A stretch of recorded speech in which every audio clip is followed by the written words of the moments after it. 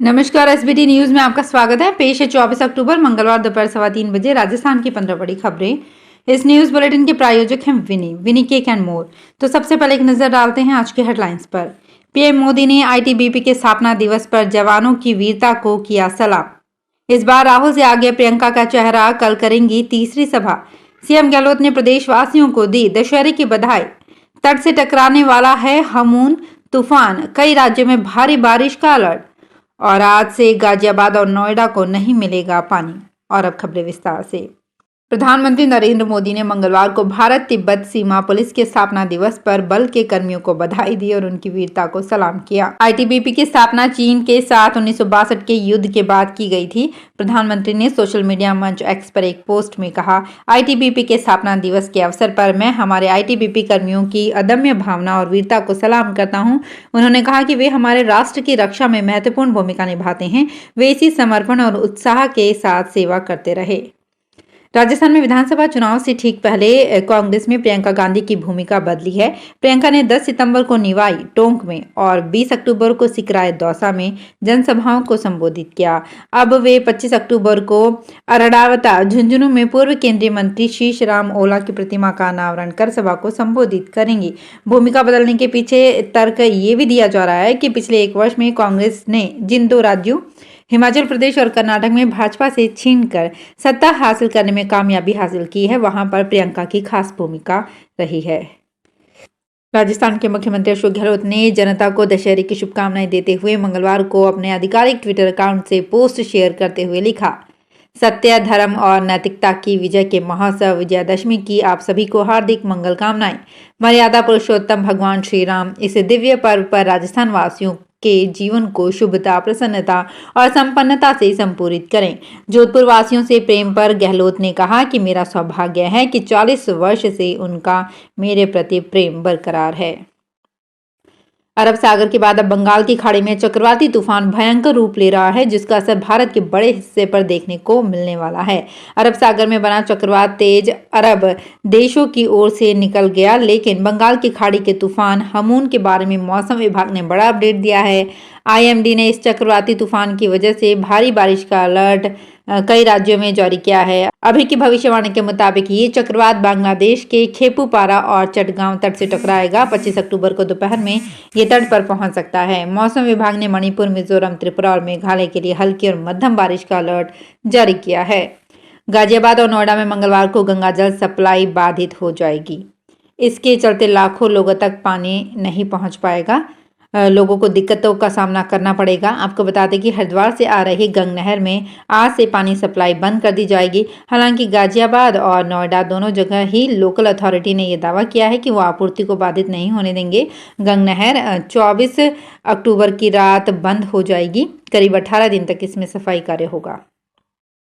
America पहुंचे भारत के मुख्य न्यायाधीश डीवाई चंद्रचूड़ ने समलैंगिक विवाह के मुद्दे पर बात की। उन्होंने कहा कि वो अपने फैसले पर कायम हैं। खास बात यह है कि शीर्ष न्यायालय ने समलैंगिक विवाह को मंजूरी देने से इनकार कर दिया था, लेकिन सीजेआई चंद्रचूड़ और justice Sanjay Kishan Kaul same sex marriage को मान्यता देने के पक्ष में थे। वॉशिंगटन स्थित जॉर्ज टाउन यूनिवर्सिटी में उन्होंने कहा, मैं मानता हूं कि कई बार वोट विवेक और कई बार वोट संविधान से होता है और मैंने जो भी कहा उस पर कायम हूं।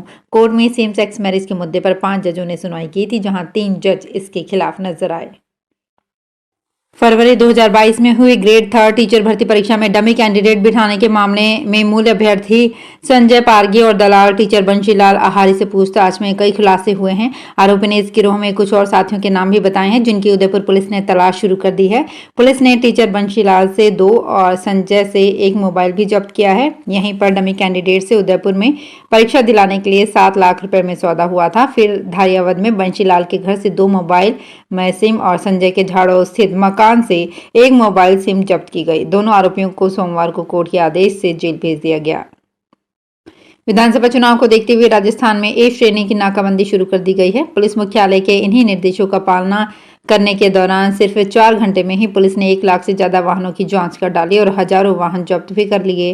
राज्य के 935 पॉइंट पर 4 घंटे पुलिस ने सख्त चेकिंग अभियान चलाया। अभियान में कुल 1,04,891 दुपहिया और चौपहिया वाहनों की जांच कर 3,067 वाहन एमवी एक्ट और संदिग्ध लगने पर 102, सीआरपीसी में 19 वाहन जब्त कर 44 प्रकरण दर्ज किए गए।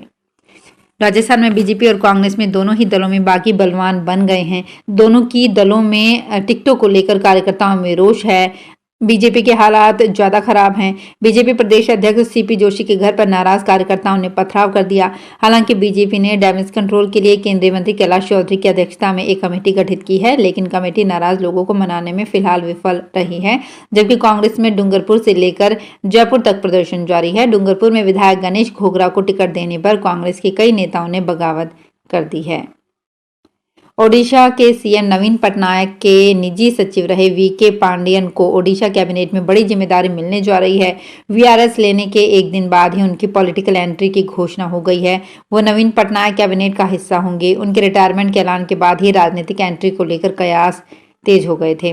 राजनीतिक गलियारों में वीके पांडियन का अच्छा प्रभाव है। वीके पांडियन बीते 12 साल से नवीन पटनायक के निजी सचिव थे। ओडिशा सरकार से बताया गया है कि पांडियन 5T यानी कि ट्रांसफॉर्मेशन इनिशिएटिव के अध्यक्ष के तौर पर नियुक्त हुए हैं। वो सीधे मुख्यमंत्री के अंडर में काम करेंगे। राजस्थान विधानसभा चुनाव में आचार संहिता का उल्लंघन को लेकर बीकानेर प्रशासन के पास हर रोज औसतन 18 शिकायतें पहुंच रही है। अब तक पहुंची आधी शिकायतें भी सही नहीं पाई गई। जो सही थी उनमें अधिकांश पर हाथों हाथ कार्यवाही की गई। जिला निर्वाचन अधिकारी भगवती प्रसाद कलाल ने बताया कि विधानसभा आम चुनाव 2023 के तहत आदर्श आचार संहिता के उल्लंघन से जुड़ी अब तक कुल 280 शिकायतें प्राप्त हो गई है। सीवीजी लैब पर 273 तथा 7 शिकायतें ऑफलाइन प्राप्त की गई है। राजस्थान विधानसभा चुनाव में इस बार कांग्रेस बहुत संभल कर अपने दांव चल रही है। पार्टी ने प्रदेश के 200 सीटों में से अब तक केवल 76 उम्मीदवारों के ही नाम का ऐलान किया है। इन नामों में पार्टी ने कोई बड़ा बदलाव नहीं करते हुए पुराने चेहरों पर भी भरोसा जताया है। सरकार के गठन के वक्त समर्थन करने वाले 6 निर्दलीय विधायकों को भी पार्टी ने अपना प्रत्याशी घोषित कर दिया है। कांग्रेस राजस्थान में रिवाज बदलने के लिए चुनाव लड़ रही है। यही वजह है कि पार्टी हर निर्णय बहुत संभल कर रही है। राष्ट्रीय दशहरा मेला परिसर में कानून एवं शांति व्यवस्था बनाए रखने के लिहाज से अस्थायी थाना खोला गया है। यहां एक एसआई समेत 20 का स्टाफ लगाया गया है। सोमवार शाम को जिला कलेक्टर महावीर प्रसाद मीना और सिटी एसपी शरद चौधरी ने इसका उद्घाटन किया। इस थाने में कानून व्यवस्था देखी जाएगी। केस किशोरपुरा थाने में दर्ज होंगे। एएसपी संजय गुप्ता ने बताया कि मेला थाने में 1 से 20 का जाब्ता रहेगा। रावण दहन के दिन पूरे रेंज से जाब्ता आएगा। रावण दहन के दिन 900 से 1000 के बीच में पुलिस जवान ड्यूटी पर तैनात रहेंगे। भाजपा ने इस विधानसभा चुनाव में मध्य प्रदेश में लगभग 1 दर्जन सांसद एवं केंद्रीय मंत्रियों को भी चुनावी मैदान में उतारा है। आगामी 28 अक्टूबर को केंद्रीय गृह मंत्री अमित शाह का छिंदवाड़ा आगमन होगा। वे जुन्नार देव विधानसभा प्रत्याशी नथन शाह की नामांकन रैली में शामिल होंगे। वहीं जिला बीजेपी ने ज्योतिरादित्य सिंधिया की छिंदवाड़ा विधानसभा की नामांकन रैली की मांग रखी है। सिंधिया का छिंदवाड़ा में 27 अक्टूबर के बाद रैली तय मानी जा रही है। ये भी माना जा रहा है कि अल्प समय के लिए छिंदवाड़ा प्रवास पर आने वाले शाह इस दौरान जिले की सभी विधानसभा सीटों की स्थिति पर भाजपा नेताओं से चर्चा करेंगे। मध्य प्रदेश बीजेपी में टिकट बंटवारे को लेकर विरोध प्रदर्शन का दौर जारी है। प्रदेश के 22 विधानसभा सीटों पर प्रत्याशियों का विरोध हो रहा है। नाराज नेताओं के पार्टी छोड़ने का सिलसिला भी जारी है। सोमवार को पूर्व मंत्री रुस्तम सिंह ने भाजपा बसपा ज्वाइन कर ली। इधर छतरपुर की चंदला सीट से टिकट कटने पर बीजेपी विधायक राजेश प्रजापति फूट फूट कर रोने लगे। उन्होंने करोड़ों रुपए में टिकट बेचने का आरोप लगाया है। छतरपुर जिले की चंदला विधानसभा सीट से भाजपा ने मौजूदा विधायक राजेश प्रजापति का टिकट काटकर दिलीप अहिरवार को प्रत्याशी बनाए हैं। टिकट कटने पर विधायक के आंसू छलक आए। उन्होंने कहा कि वे 2018 के चुनाव में अकेले ऐसे प्रत्याशी थे जिसने जिले में भाजपा की नाक बचाई थी। तो फिलहाल इस बुलेटिन में इतना ही। फिर हाजिर होंगे कुछ और बड़ी खबरों के साथ। अगर आप भी अपने आसपास की छोटी बड़ी और महत्वपूर्ण खबरों से अपडेट रहना चाहते हैं तो सब्सक्राइब कीजिए हमारे चैनल एसपीटी न्यूज को और प्रेस कीजिए बेल आइकन पर।